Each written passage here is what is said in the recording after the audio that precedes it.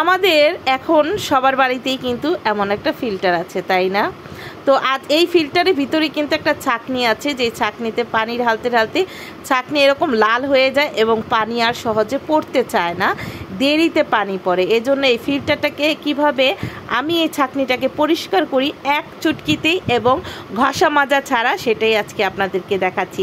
প্রথমেই আমার ফিল্টারের ছাঁকনিটা লাল হয়ে গিয়েছে, দেখেছেন, পানি পড়ছে না, এজন্য আজকে পরিষ্কার করে নিচ্ছি।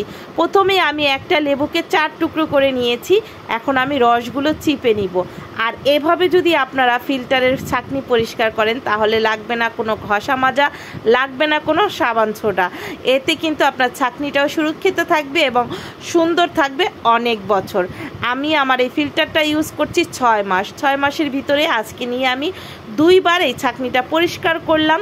আর এই ছাঁকনিটা যখন নাকি লাল হয়ে যায় তখন কিন্তু আর পানি পড়তে চায় না, এজন্য এটা দ্রুতই পরিষ্কার করে নিতে হয়।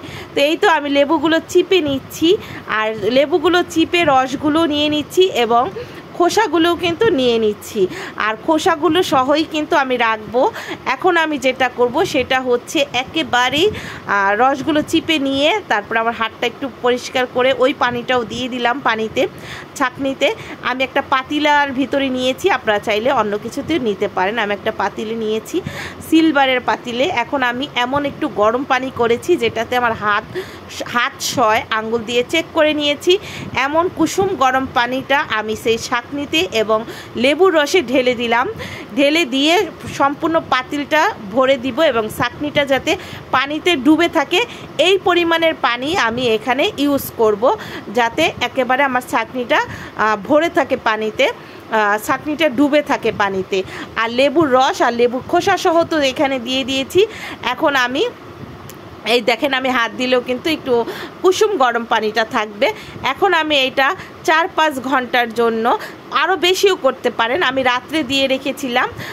সকালে এটা খুলে দেখি, এই যে দেখেন একেবারে ম্যাজিকের মতো, কোনো সাবান ছোটা ঘষা মাজা কিচ্ছু লাগবে না, কিচ্ছু লাগবে না। ট্রাস্ট মি, এটা যারা এভাবে আপনারা আপনাদের ছাঁকনি, ফিল্টারের ছাঁকনিটা পরিষ্কার করবেন, অবিশ্বাস্যভাবে এটা আপনারা রেজাল্টটা পাবেন। যখন দেখবেন একেবারে মন শান্তি হয়ে যাবে। দেখেন একটু কালো, কোথাও একটু ময়লা কিচ্ছু নেই। এখন আমি এটাকে একটু চারদিকে ভালো করে পরিষ্কার করে নিয়ে এখন আমি ফিল্টার ইউজ করব এবং ফিল্টারে পানি ঢালা শুরু করব।